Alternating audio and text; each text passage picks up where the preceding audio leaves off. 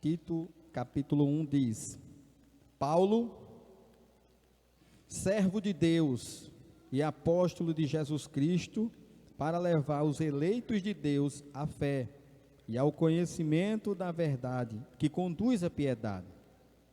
Fé e conhecimento que se fundamenta na esperança da vida eterna, a qual o Deus que não mente prometeu antes dos tempos eternos.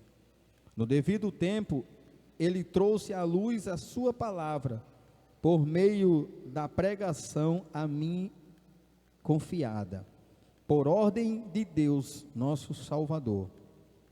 A Tito, meu verdadeiro filho, em nossa fé comum, graça e paz da parte de Deus, Pai, e de Cristo Jesus, nosso Salvador.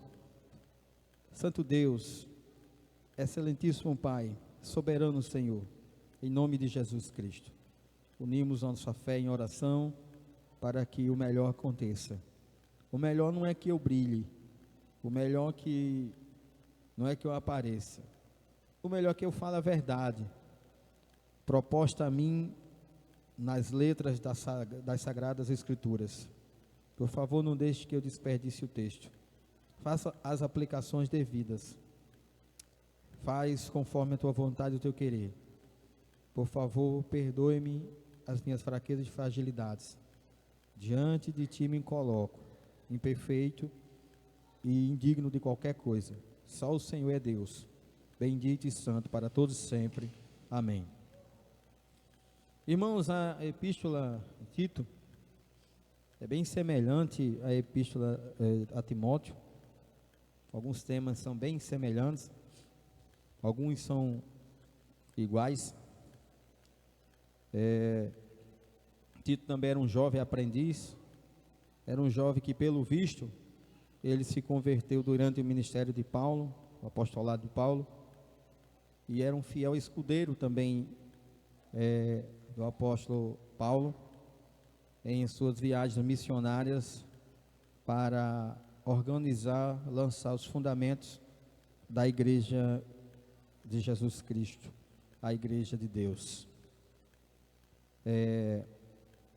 Enviado essa carta, quando Tito está em Creta, eu vou ler um pouquinho de história da cidade de Creta, para a gente ter o destinatário. A gente já sabe que é Tito, né? A carta é endereçada a Tito, um dos convertidos de Paulo, e excelente ajudador em seu ministério.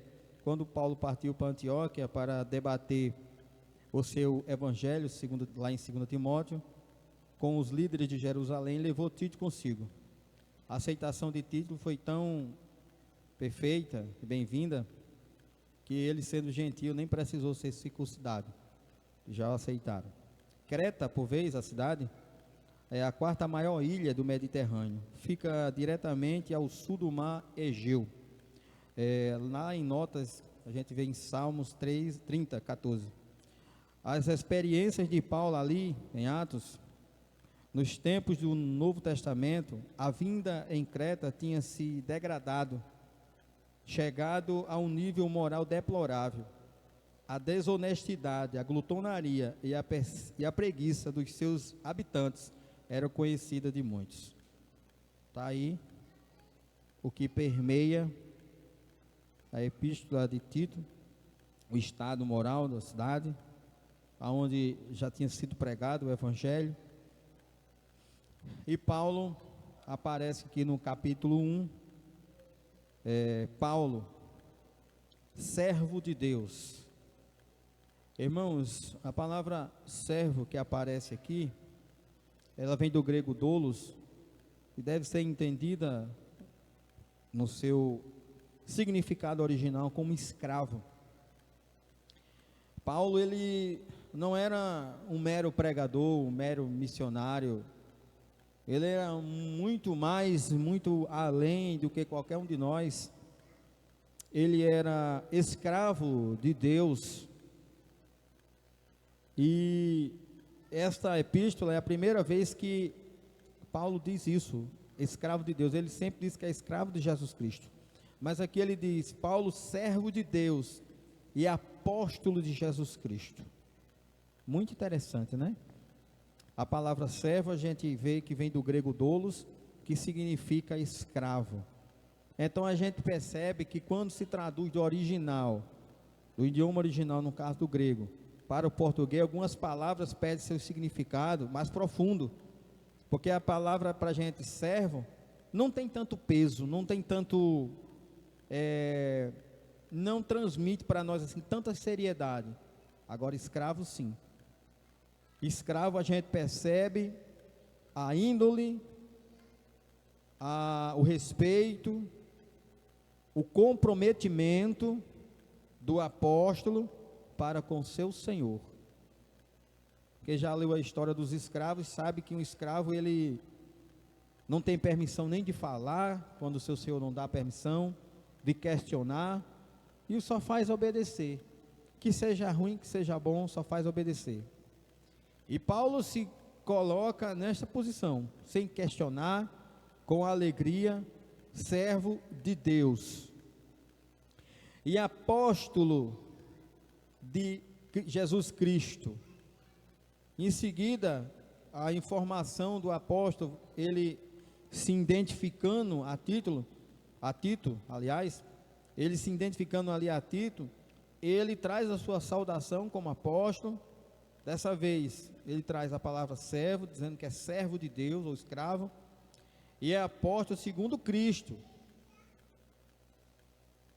para levar os eleitos a Deus, para levar os eleitos de Deus à fé e o conhecimento da verdade, que conduz à piedade. Vale a pena ressaltar que quando se fala de apóstolo, segundo o pastor Augusto Nicodemos, em uma das pesquisas que ele fez, o Brasil já conta com cerca de 10.000 apóstolos. Muitos a gente nunca ouviu falar e talvez nem ouça. Alguns são bem conhecidos, né? Uns usam um chapéuzão, outros usam um saco de batata doce, né? E fica fazendo marmota no meio da igreja, trazendo instrumentos usados lá no Antigo Testamento, quando a lei cerimonial ainda existia.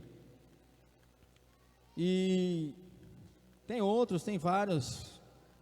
E a gente fica pensando o seguinte, de imediato, já que Paulo disse que era servo de Deus e apóstolo de Jesus Cristo, será que nós temos 10.000 apóstolos de Jesus Cristo? 8.000? 7.000? 5.000? 1.000? Quantos? E na verdade, o que seria um apóstolo? O que é que um apóstolo faz? A palavra apóstolo quer dizer mensageiro, enviado. Quer dizer que Paulo, ele é escravo de Deus e é enviado pelo Filho, por Jesus, para levar os eleitos de Deus à fé e ao conhecimento da verdade que conduz à piedade. E a gente fica pensando, afinal de contas, o que é um apóstolo? O que é que um apóstolo fazia? Quem responde isto para nós, já que apóstolo é enviado, é mensageiro, quem traduz, quem diz para nós, quem responde esta pergunta tão interessante é Paulo. Paulo já deu aqui algumas introduções, mas em Gálatas, no capítulo 1, eu acho que ficou muito bacana. E a gente vê alguns versículos aqui que Paulo diz no capítulo 1 de Gálatas: Paulo, apóstolo enviado. Veja, apóstolo enviado, porque apóstolo é o quê? Mensageiro, enviado. Enviado, não da parte de homens, não da parte de homens, mas por Jesus Cristo. Quem foi que enviou Paulo e os outros apóstolos? Foi Lula? Alexandre de Moraes, foi o pastor A, foi o pastor C, foi a irmã Severina do Pote, Betânia do Morro. Quem foi, quem enviou, quem solicitou, quem conclamou os apóstolos? Por acaso não foi Jesus? Vamos lá. Mas por Jesus Cristo e por Deus Pai, que o ressuscitou dos mortos, e todos os irmãos que estão comigo. Quando Paulo é atacado ali em Gálatas, atacado o seu apostolado, ele vai se defendendo, e diz aqui no versículo 11: irmãos, quero que saibam que o evangelho por mim anunciado não é de origem humana, não o recebi de pessoa alguma, nem me foi ensinado, ao contrário, eu recebi de Jesus Cristo por revelação. Aonde que Paulo recebe a visita de Jesus? Um caminho de onde? Agora fazer que nem Romualdo, o filho de Manel deve responder isso aí, ele gosta de responder. Então depois daquele encontro, é solicitado a Saulo de Tarso para se tornar um apóstolo. Ele teve o encontro com Cristo como todos os outros. A gente percebe também aqui no versículo, deixa eu ver,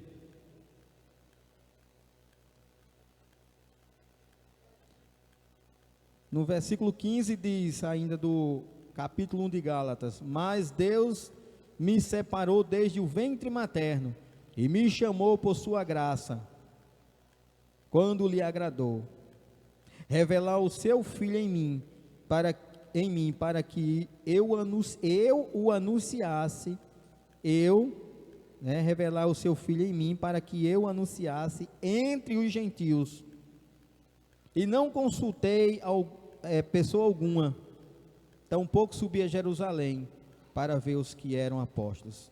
Paulo, irmãos, teve a aprovação imediata, sem pestanejar, dos outros apóstolos.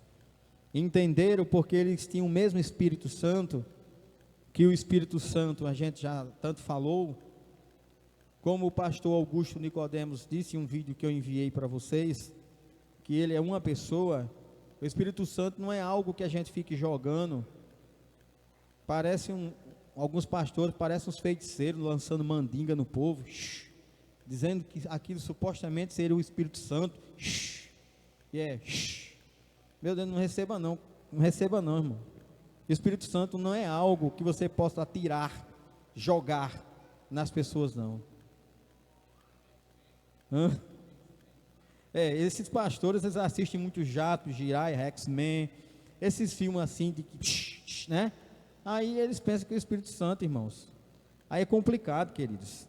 Eles tinham o mesmo Espírito Santo, a terceira pessoa da Trindade, eles pensavam igualmente. Então, apóstolo, primeira coisa que a gente viu aqui é que Paulo disse que o evangelho não recebeu de homem algum, de ninguém, e nem estudou, recebeu de Cristo. É claro, irmãos, que depois de receber o chamado, Paulo sim estudou. Aí Paulo foi se aperfeiçoar naquilo que se chama evangelho, nas leis, né? E em tudo que vinha desde o Antigo Testamento até agora, apreste a fundar a igreja de Cristo. Irmãos, e esses 10.000 apóstolos que temos no Brasil? Se eu bem li aqui, vocês devem me corrigir, eu entendi que Paulo disse que ele, e a gente sabe que os outros também, tiveram um encontro com Cristo, foram chamados por Cristo, Cristo se materializou, Cristo apareceu em visão, Cristo apareceu corporeamente, e conclamou e chamou os apóstolos para o seu propósito. Então a gente começa a pensar, apóstolo, como é que eu sei? Porque os apóstolos de hoje,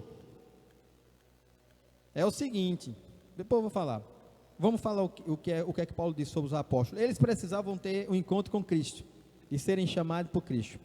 Esses apóstolos precisavam fazer o que? Escrever Bíblia, escrever.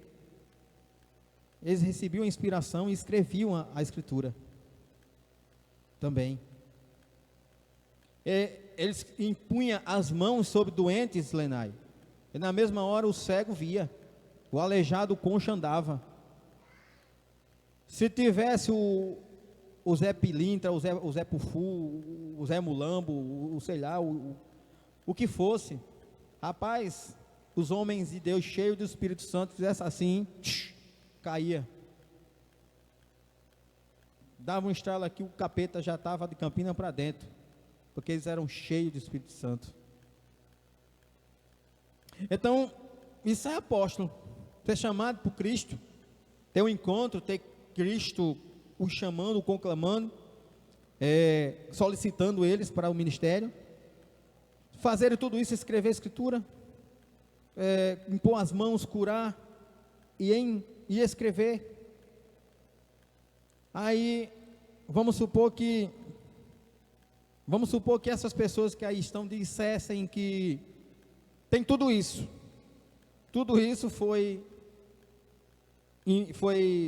eles passaram por esse processo, esses 10.000 apóstolos.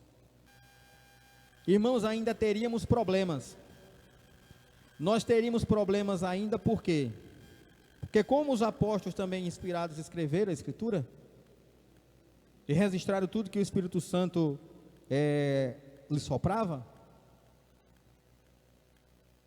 a Bíblia, o cânon foi fechado. O cânon foi fechado. Os apóstolos também enviados para ensinar o Evangelho. Irmão, então, os apóstolos estão ensinando o Evangelho. Vamos dizer que eu acredite, mas como eles vão agora escrever a Bíblia, se o cânon da Escritura foi fechado? Se todas as revelações, todas as profecias estão aqui no livro. Apóstolo hoje, irmãos, tem um apóstolo hoje, nada contra, mas a gente tem que pregar a Bíblia. É mais ou menos como eu abri em Riachão do Bacamarte uma loja para vender videocassete. Tem gente que não sabe nem o que é isso. É uma doença, irmão? Não, irmão. Alguém sabe o que é videocassete? Fita cassete, aquelas pequenininhas que tinha um lado e outro, e era um chiado da bexiga. O gravador, quando estava na música lá boa, né? Tinha gente que botava lá, os bêbados começava a tomar a sua cachaçinha lá, seu negócio. Aí quando começava a música do Mercedão Vermelho, o gravador engolia a fita, o bêbado pegava ar, quebrava a garrafa em cima do som e era aquela confusão. Vamos supor que eu abrisse uma loja aqui em Riachão para vender fita, cassete, videocassete, ou até CD. Eu abrisse uma mega loja agora, com 10, 5, 15 funcionários, a loja maravilhosa, e o que eu vou vender? CD. Vocês têm aparelho que pega CD hoje mais? Viu como se tornou, a questão da tecnologia avançou, e algumas coisas não tem mais necessidade? A questão dos apóstolos é isso. Como os apóstolos tiveram um chamado de Deus para lançar os fundamentos da igreja, lançar os fundamentos do Evangelho, que seria a igreja organizada, eles tiveram essa missão. Ver que esses apóstolos, eles nascem e são chamados aonde? No berço da igreja, no começo de tudo, aonde tudo vai se formar, aonde não temos igreja organizada com presbíteros, com pastores, não tínhamos. E esses homens vão lançar, vocês vão ver mais tarde, que eu não vou ler, vai ficar para outra pregação, se Deus quiser, que esse título, ele é chamado para organizar algumas coisas que faltam. O Evangelho foi pregado, houve conversão, mas a igreja precisa se organizar, ela precisa se organizar. Então esses apóstolos aqui, eles nascem lá, quando os fundamentos da igreja são lançados. Hoje, cerca de 2.000 anos atrás, nós estamos fundados aonde? Estamos fundados nos ensinamentos dos apóstolos. Nós hoje, mais de 2.000 anos, eu creio, estamos fundamentados nos ensinamentos dos apóstolos. Igreja cristã apostólica, igreja católica apostólica cristã. Assim sendo, os apóstolos de hoje, para quê? Para impor autoridade sobre os outros, somente. O nome apóstolo, como alguns nomes aí no meio do evangelho pregado por aí, sobe a cabeça de alguns, que botam na cabeça que por esse título eles são superiores aos outros. Eles têm as maiores revelações, eles sabem mais do que os outros, são dignos de respeito e de lugar de honra, e o dinheiro é mais para ele também. E o dinheiro é mais também. Eles, entendeu? E a gente percebe que esses apóstolos de hoje em dia nada fazem. Existem ministérios como o Homem do Chapeuzão, o qual eu já fiz parte. Vale a pena lembrar que eu já fiz parte do Ministério Mundial. E lendo a Escritura Sagrada, eu corri de lá. Ninguém me tirou de lá. Eu já estava na cozinha comendo um pãozinho com queijo com os pastores. Já estava mexendo no som da igreja, coisa que eu gosto. Estava tudo bem. Mas eu lendo a Escritura Sagrada, e especialmente a passagem que Jesus expulsou os cambistas do templo, purificando ali o templo, porque faziam comércio, ali eu não aguentei, saí fora. Ali se prega muito como a sua mãe, né, a do Bispo Macedo e tal, prega-se muito libertação e cura. Parece que o apostolado deles é diferente daqueles que Jesus Cristo chamou. Jesus chamou para eles ensinarem o evangelho, fundando assim, lançando os alicerces da igreja, instruindo em toda a verdade, com a santa palavra de Deus. Os de hoje se portam apenas em libertação de demônios, porque o cara com demônio, meu irmão, se disser que o carro bateu, está quebrando direto, que é um demônio, o cara quer que o demônio saia do carro. E se tem uma propaganda na Globo dizendo que é na igreja do irmão fulano, Chico Fubambá, todo mundo vai na igreja do pastor Chico Fubambá, que afinal de contas o carro precisa ser consertado, só se o demônio sair. E se disser que o demônio está debaixo da cama, a casa está amaldiçoada, todo mundo quer tirar.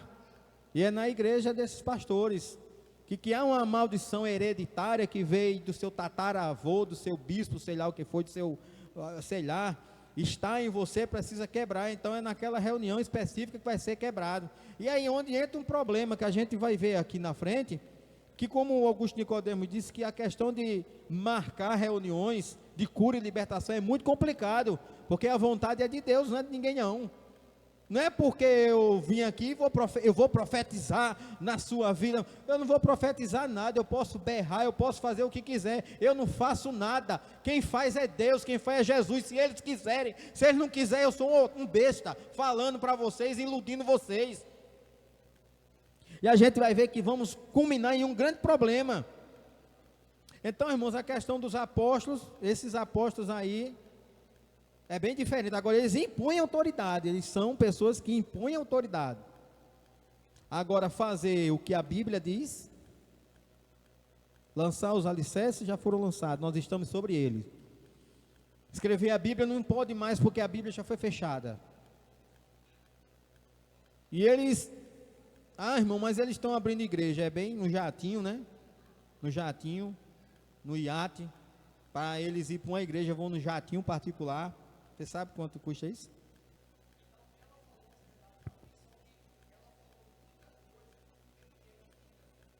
É porque o foco dela era ganhar dinheiro com a música, né? Ela não tem o foco que os apóstolos tinham. É verdade. Então, irmãos, o apostolado hoje ele é deficiente por conta disso. Então é como aquele exemplo que eu citei de vender as coisas e a gente não querer comprar. Eu posso abrir a loja, ninguém vai querer comprar porque não tem mais necessidade. Tudo já foi feito naquela época. Os apóstolos de hoje não nasceram dentro dessa necessidade que tinha-se naquela época. E nem foram chamados por Cristo corporeamente, não apareceu Cristo para eles. Aí fica difícil. Então, dando continuidade, de Jesus Cristo para levar os eleitos de Deus à fé e ao conhecimento da verdade que conduz à piedade. Na Bíblia, nessa tradução aqui, que eu trouxe aqui, é a nova tradução não é uma tradução, né, Romualdo? Ela é uma paráfrase. Pronto, é nova. Aí, aqui eles colocam como sendo uma nova tradução. Isso, NTLH, acho que é isso. Se vocês verem, veja como é que eles colocaram aqui. Talvez, quem sabe, fique um pouco mais fácil para a gente entender. Eles colocaram aqui. No caso eu li: para levar os eleitos de Deus à fé e ao conhecimento da verdade que conduz à piedade. Aqui tem: eu, Paulo, apóstolo de Jesus Cristo, apóstolo de Cristo Jesus, pela vontade de Deus, que fui mandado para anunciar a promessa da vida que temos por estarmos unidos com... estou errado, eu estou em Timóteo. Achei, irmãos. Achei aqui, é primeira Tito. Eu, Paulo, servo de Deus e apóstolo de Jesus Cristo, escrevo esta carta. Eu fui escolhido e mandado para ajudar a tornar mais forte a fé que o povo de Deus, no caso ali aparece como eleitos, né, na NVI, os eleitos aqui aparece como o povo de Deus, para ajudar a tornar forte a fé que o povo de Deus tem e para fazer com que eles conheçam a verdade ensinadas pela nossa religião. É para isso que Paulo é chamado. Irmão, será que isso altera alguma coisa no apostolado de Paulo? Alguns entendem, algumas Bíblias traz até na escrita, que o chamado de Paulo depende da fé desses irmãos.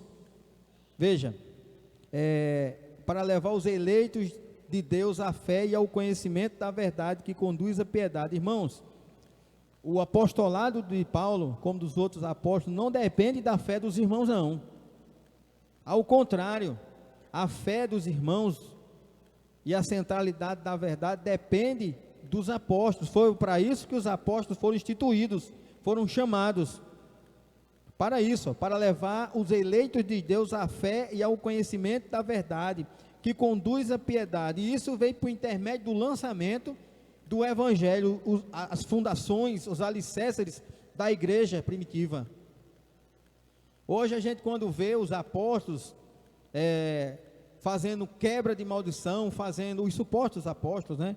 Fazendo quebra de maldição, fazendo campanhas, irmãos, nem tirisca perto daquilo que está nas Escrituras. E por anunciar um produto muito chamativo, né? Que é cura, libertação, quebra de maldição, e etc, etc, as igrejas são assim. Às vezes a gente fica triste, e eu penso que muitas pessoas ali, ou grande parte, ou a minoria, são inocentes. Mas eu sei também que muitas pessoas amam aquilo ali e entenderam agora, na cabeça delas, que o Evangelho é aquilo. Sentar numa igreja como essa para ouvir um sermão chato como esse, isso não é o que eles querem. Eles queriam que eu dissesse que Deus está ali, que Deus está fazendo, que o anjo está passando, que uma seta está sendo destruída, que Deus vai quebrar o arco e vai fazer a roda pequena passar na grande, e não sei o que, e gritar e berrar. Isso, o sono passa, não dá sede, não dá fome, até as crianças param para ouvir. Mas a gente não pode fazer isso, irmãos. Nós temos que pregar a Escritura Sagrada, porque depois dos apóstolos, quem foi que ficou?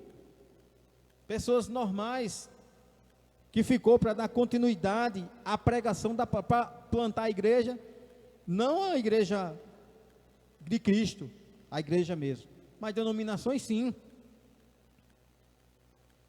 Fé e conhecimento que se fundamenta na esperança da vida eterna, a qual Deus, que não mente, prometeu antes dos tempos eternos. Veja, fé e conhecimento que se fundamenta na esperança da vida eterna. Irmãos, não há esperança, o sentido aqui é não uma esperança assim fabulosa, numa esperança assim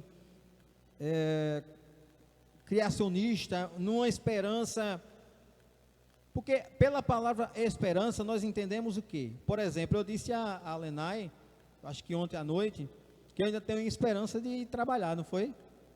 Não foi isso? Mas quando eu falei aquilo ali, eu não falei no sentido de que Paulo falou aqui.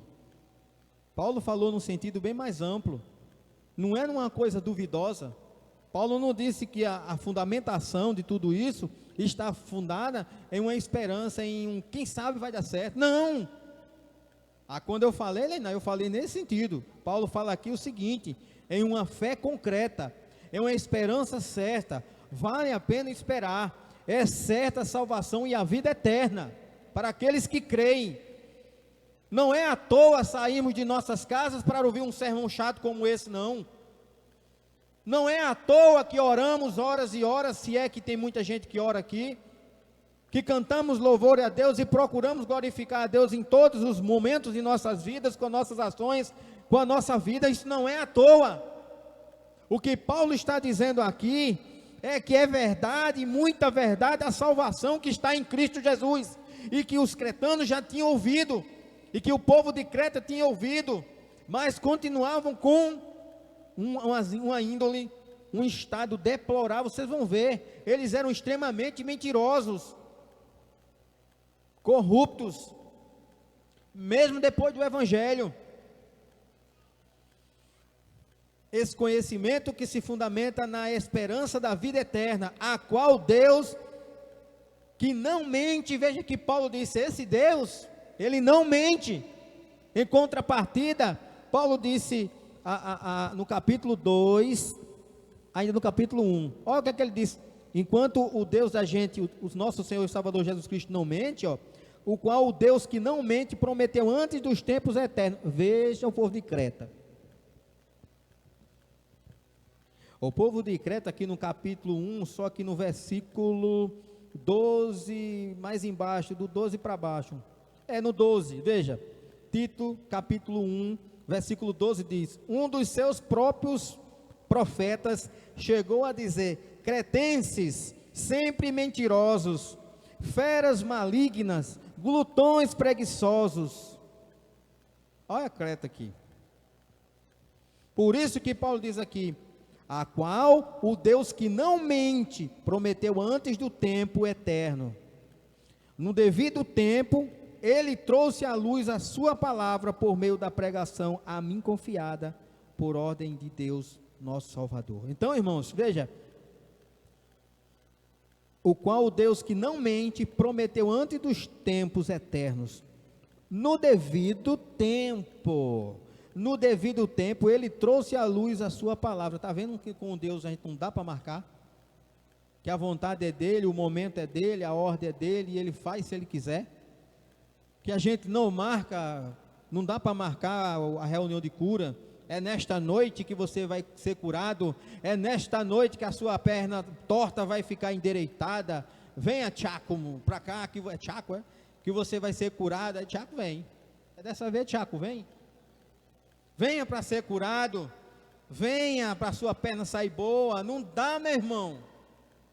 Não dá, meu irmão. Não podemos agendar essas coisas não, como esses homens fazem aí. No devido tempo, ele trouxe à luz a sua palavra por meio da pregação a mim confiada. Por quem? Por ordem de Deus, nosso Salvador. Então Jesus, no devido tempo, no exato momento dele, ele trouxe à luz, que é a palavra, a Paulo, e ordenou que pregaste esta mensagem. Esses fundamentos apostólicos estão contidos na Escritura. Então não carecemos mais fazer nada. O credo está fechado, o cano está fechado, a Escritura está completa. A mim confiada por ordem de Deus, nosso Salvador. A Tito, meu verdadeiro filho, nossa fé comum. Então, irmãos, Jesus, no seu devido tempo, ele trouxe o apóstolo como os outros, e a mensagem foi confiada aos apóstolos, para que eles lançassem de mão lançassem mão do que seriam os fundamentos da igreja.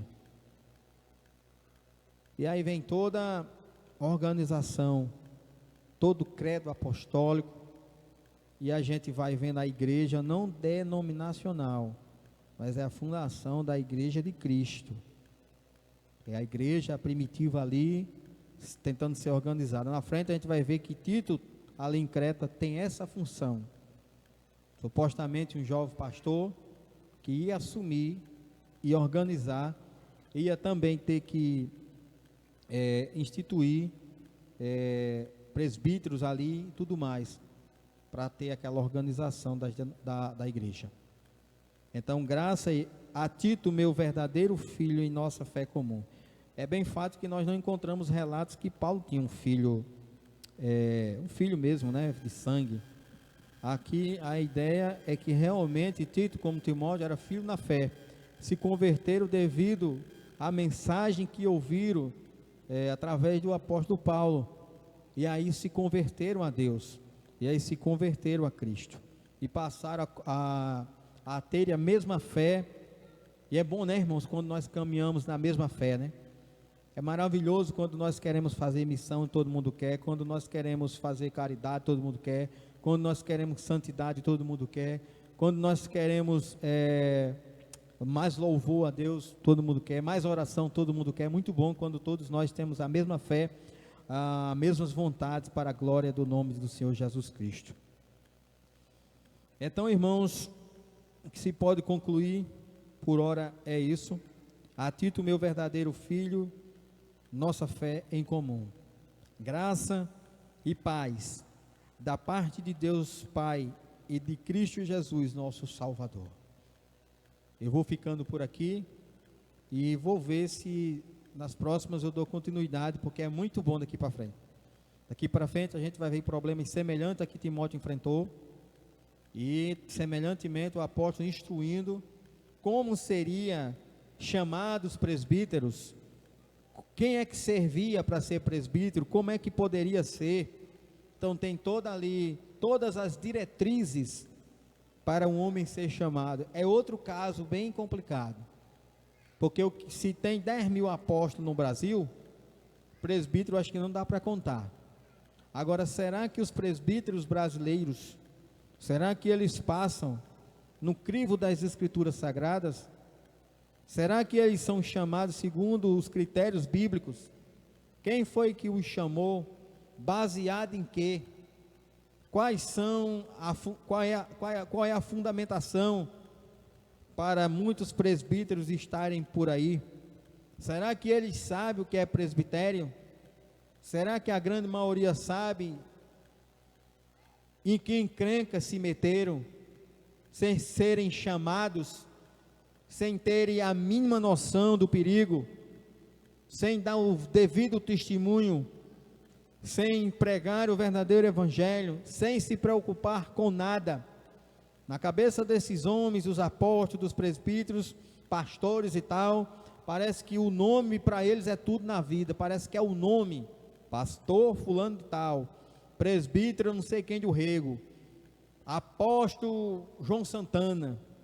Isso é o maravilhoso, é isso que vai salvá-los, parece, na cabeça deles. Porque pelo menos o que compete a mim, olhando aqui em Riachão, conheço alguns presbíteros, e eu sei lá, meu irmão, modesta parte, olhando assim, eu não sei qual foi a Bíblia que eles usaram para ter fundamentação para o seu ministério, para o seu presbitério.